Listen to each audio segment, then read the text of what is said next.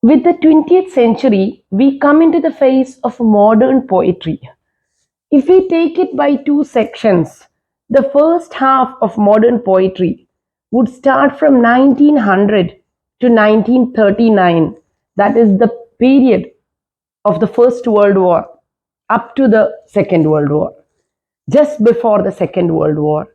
And this period saw the Victorian ideals changing.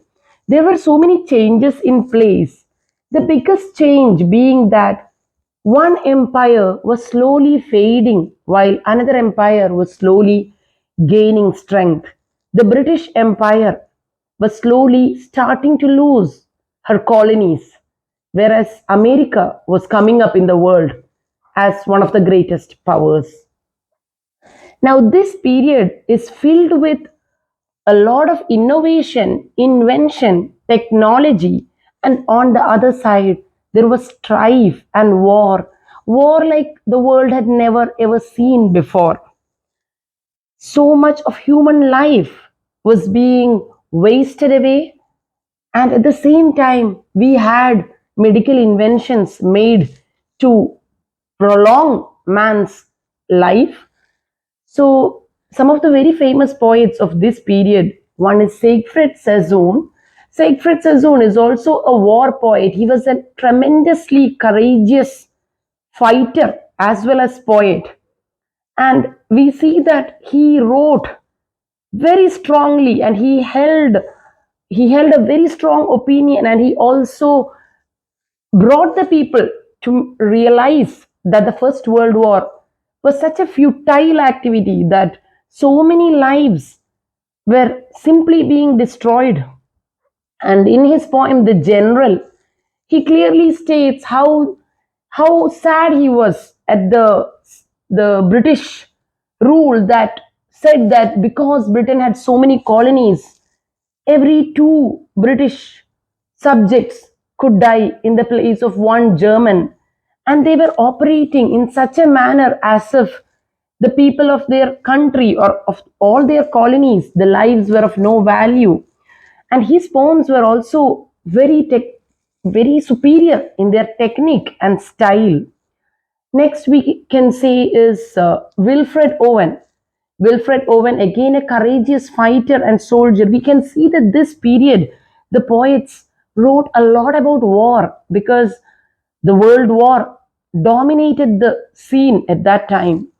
So, Wilfred Owen, in his poem Strange Meeting, he speaks about a soldier who meets in a strange meeting somebody whom he himself had killed, and that person says, I am the friend, I am the enemy, you killed my friend, which became a very significant line, again showing the disaster caused by war. Thirdly, we can take T.S. Eliot. Eliot won the Nobel Prize for Literature. He was one of the most well known writers. He came from America, and we could say that he represented that part of the modern era which still believed in conventional writing.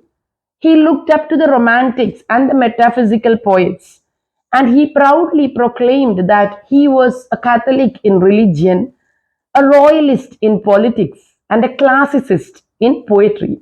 His Wasteland is one of the most important poems of the era. Next, we could take William Butler Yeats. Yeats' religious poetry as well as his deep Irish nationalism. All his poems are influenced by the Irish traditions. And in his young age, he wrote a great many poems on love, which was all based on his homeland. And in his later years, he wrote a great many religious poems.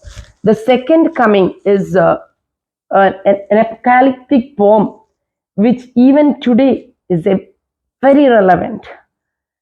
And next, we could take D.H. Lawrence. D.H. Lawrence, primarily known as a novelist, was also a brilliant poet.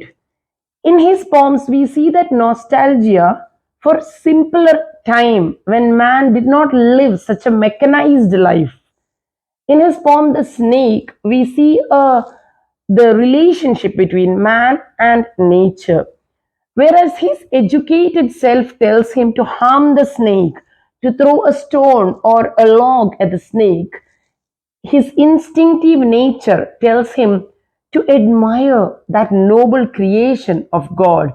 In his work Piano, he says that he sobs like a child when he hears the piano being played. That lovely song brings into his mind the image of his mother when he was a child and he would sit and listen to her.